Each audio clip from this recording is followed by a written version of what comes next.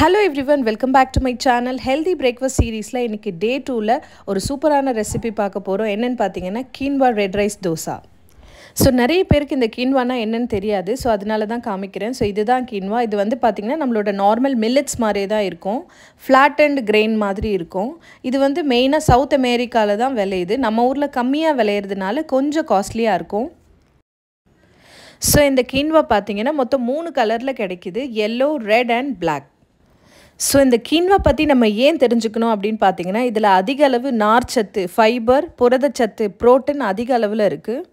நம்மளோட பாடிக்கு தேவையான essential fat vitamin E vitamin B6 and நம்மளோட பிரெயின் டெவலப்மெண்ட்டுக்கு தேவையான ஃபோலேட் நம்மளோட எலும்பு வளர்ச்சிக்கு தேவையான எல்லா minerals zinc manganese magnesium potassium phosphorus எல்லாமே அதிக அளவில் நிறைஞ்சிருக்கு.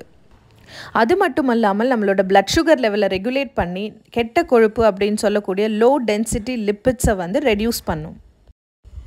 ஸோ இதுதான் வந்து நான் யூஸ் பண்ணுற quinoa. இது வந்து tri colour quinoa from Amazon I've got it. So இதில் பார்த்தீங்கன்னா மொத்தம் 3 colour yellow red and black colour எல்லாமே மிக்ஸ் ஆகி இருக்கும். ஸோ இந்த quinoa மற்றும் நம்மளோட பாரம்பரிய அரிசி வகையான சிவப்பு அரிசி கருப்பு உளுந்தை பயன்படுத்தி தான் ஒரு ஹெல்தியான ஹை ப்ரோட்டீன் ரிச் தோசையை பண்ண போகிறோம்.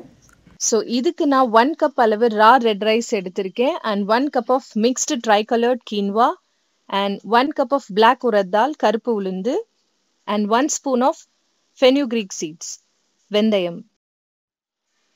ஸோ இது எல்லாத்தையும் நல்ல கல்லுப்பு போட்டு 4 to 5 டைம்ஸ் வாஷ் பண்ணிவிட்டு 7 to 8 hours நல்லா சோக் பண்ணி வச்சுருங்க. நல்லா வாஷ் பண்ணிவிட்டு 7 to 8 hours சோக் பண்ணதுக்கப்புறம் இதை நம்ம நல்லா அரைச்சி எடுத்துப்போம். ஸோ அரைச்சி எடுத்து இதை ஒரு 4 to 5 hours வந்து இதை புளிக்கிறதுக்காக வச்சுருவோம். ஸோ 4 to 5 hours கழித்து பார்த்தீங்கன்னா இந்த மாதிரி சூப்பராக புளிச்சு வந்திருக்கும். இப்போ நமக்கு தேவையான அளவு வாட்டரும் சால்ட்டும் சேர்த்து நம்ம தோசை வார்த்துக்கலாம்.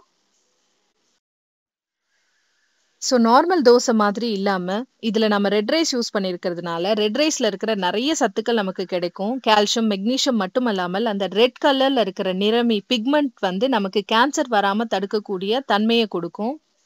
இதில் நம்ம கருப்பு உளுந்து யூஸ் பண்ணியிருக்கிறதுனால நமக்கும் நம்மளுடைய குழந்தைகளுக்கும் எலும்புகளை வலுப்படுத்தும். ஸோ இந்த சூப்பர் கிறிஸ்பி தோசை மேலே இந்த மாதிரி ஹனியை ஸ்ப்ரெட் பண்ணியும் நீங்கள் குழந்தைகளுக்கு கொடுக்கலாம். இல்லாட்டி அவங்களுக்கு பிடிச்ச சட்னியும் சேர்த்து கொடுக்கலாம். ஸோ நல்லா சாப்பிடுங்க, நல்லதையே சாப்பிடுங்க. தேங்க்யூ ஃபார் வாட்சிங்.